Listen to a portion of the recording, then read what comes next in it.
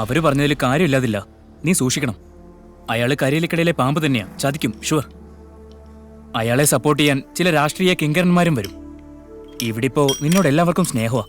അതുകൊണ്ടാ ഞാനും പറയുന്നേ, മറ്റെവിടെയെങ്കിലും മാറുന്നതായിരിക്കും ബുദ്ധി. എന്റെ മിട്ടു, നീയും കൂടി ഇങ്ങനെ വിചാരിച്ചാലോ?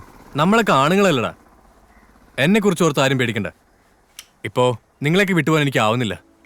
ഒരു വാക്ക് ഞാൻ തരുന്നു, ഞാൻ കാരണം നിങ്ങൾക്കൊരു പോറൽ പോലും ഏക്കത്തില്ല. ഇത് ശരന്റെ വാക്കാ. എന്നെ രക്ഷപ്പെടുത്താനാണ് നിങ്ങൾ നോക്കുന്നെങ്കിൽ ആ വിശ്വാസം ഞാൻ തിരികെ തരും. അതൊക്കെ പോട്ടെ മിട്ടു, നിന്റെ വീട്ടിലാരൊക്കെ ഉണ്ട്? എന്നെ ഒന്ന് ക്ഷണിച്ചു പോലില്ലല്ലോ. സോറിടാ, ഒരാളെ വീട് കൊണ്ട് കാണിക്കാൻ മാത്രം അത്ര സെറ്റപ്പൊന്നും അല്ല എന്റെ വീട്. പിന്നെ ഞാൻ അങ്കമാലിയിലെ പ്രധാനമന്ത്രിയല്ലേ. ഒരു ജോലി തേടി വന്നപ്പോ നീ എന്നെ ആശാനടുത്ത് കൂടുതൽ സപ്പോർട്ട് ചെയ്തേ. ആ സ്നേഹത്തിന്റെ പേരിൽ മാത്രം, അല്ലാതെ എനിക്കൊന്നും വേണ്ട. അയ്യോ, അതുകൊണ്ടൊന്നുമല്ല. എന്നാ ഞാൻ നിർബന്ധിക്കുന്നില്ല. അങ്ങനെയൊന്നുമില്ല, വൈകുന്നേരം ആവട്ടെ, നമുക്ക് പോ. ശരി.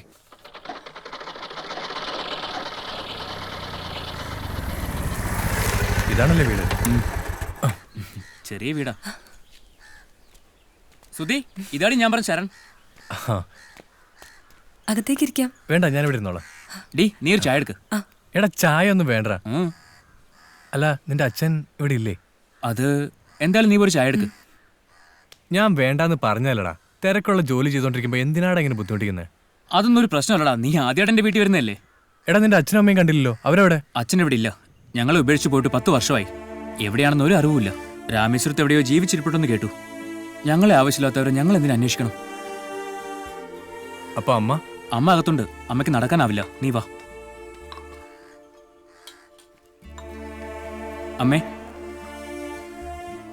അമ്മേ, ഇതെന്റെ കൂടെ വർക്ക്ഷോപ്പിൽ ജോലി ചെയ്തുകൊണ്ടിരിക്കുന്ന സുഹൃത്താ. പറയുന്നൊക്കെ കേൾക്കാൻ പറ്റുമോ? അതിനൊന്നും ഒരു കുഴപ്പമില്ല. ആഹാരം കഴിക്കാൻ ബുദ്ധിമുട്ടുണ്ട്, കേൾവിക്കും കുഴപ്പമില്ല. ആളെ തിരിച്ചറിയാം. അമ്മേ, അമ്മയ്ക്ക് കഞ്ഞി കൊണ്ടുവരട്ടെ?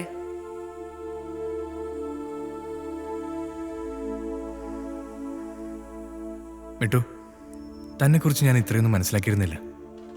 ഞാൻ പറഞ്ഞില്ലേ, ആരോഗ്യമുള്ളപ്പോൾ അമ്മ എന്നെ നന്നായി പഠിപ്പിച്ചതാ. സുഖമില്ലാതായിട്ട് 6 വർഷമായുള്ളൂ. ഇലക്ട്രോണിക്സ് ബിരുദമുണ്ടെന്ന് പറഞ്ഞിട്ട് എന്ത് കാര്യം? അമ്മയെ നോക്കാൻ കാശ് വേണം. അതുകൊണ്ടാണ് ഞാൻ ആശാന്റെ അടുക്കിലേക്ക് എത്തിയത്. അച്ഛനെ കൂട്ട് ഇവരെ തനിച്ചാക്കി ഞാൻ കൂടി പോയാലോ? അമ്മച്ചിക്ക് ഈ രോഗത്തിനൊരു ഓപ്പറേഷൻ നടത്തിയ ഭേദമാവുന്ന മെഡിക്കൽ കോളേജിലെ സീനിയർ ഡോക്ടർ മാധവൻ സാറ് പറഞ്ഞത്. പക്ഷേ നല്ല ചെലവാ. കുറഞ്ഞത് 20 ലക്ഷം രൂപയെങ്കിലും വേണ്ടിവരും.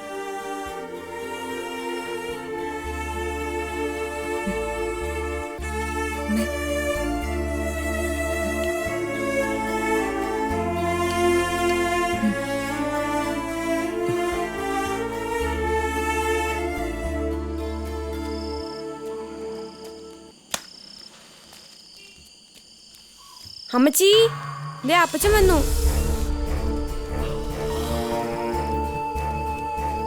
അകത്തേക്ക് കൊണ്ടുപോടാ. എന്താ ഇത്? എന്താണ്? നീ അകത്തോട്ട് കൊണ്ടുപോടാ. ഞാൻ സമ്മതിക്കില്ല. ഞങ്ങൾ പോലീസ് സ്റ്റേഷനിൽ കയറി മടുത്തു. നിങ്ങളൊരു അച്ഛനാണോ? പ്രായപൂർത്തിയായ ഒരു പെൺകൊച്ചുള്ള വീട്ടിലേക്കാണോ ഇവനെ പോലെയുള്ള വാറ്റുകാരൻ തെമ്മാടിയും കൊണ്ട് കയറി വരുന്നത്? ആ കുഞ്ഞിന് നാളെ പരീക്ഷയുള്ളതാ. ഞങ്ങളെ കൊലയ്ക്ക് കൊടുത്തേ നിങ്ങൾ അടങ്ങൂ. ഡോ, മേലാൽ ഈ പടിക്കകത്ത് ഇങ്ങനെയുള്ള സാധനങ്ങളുമായി കയറിപ്പോകരുത്. കുടിച്ച് കൂത്താടി നടന്ന് കണ്ടവന്മാരെയും കൊണ്ട് വീട്ടിൽ കയറി വരാൻ നാണമില്ലേ മനുഷ്യ നിങ്ങൾക്ക്? മാറിക്കടി, എന്റെ വീട്ടിൽ എനിക്ക് ഇഷ്ടമുള്ളതൊക്കെ ചെയ്യും. നോക്കിക്കോ, ഇതിനൊക്കെ കർത്താവ് നിങ്ങളോട് ചോദിക്കും. പിന്നെ കർത്താവിന് ഇതല്ലേ പണി. മാറിക്കടി അങ്ങോട്ട്. മത്തുബേബിയുടെ വീട്ടില് മത്തുബേബിയാണ് പഠിപ്പിക്കാൻ വരുന്നത്. ആ മൂലയിലോട്ട് വെച്ചു മാറിയടാ, സൈഡിലോട്ട് അങ്ങ് വെച്ചാൽ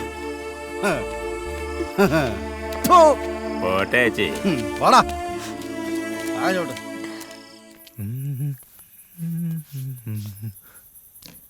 എന്തായാലും ഇന്നും അപ്പച്ചൻ പ്രശ്നം ഉണ്ടാക്കിയ?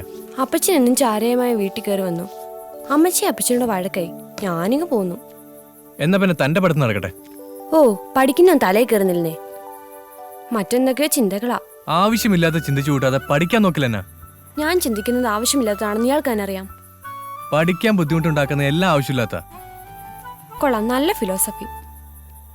ഞാൻ പഠിച്ച് വലിയൊരാളാവണമെന്ന് അമ്മച്ചിയുടെ ആഗ്രഹം.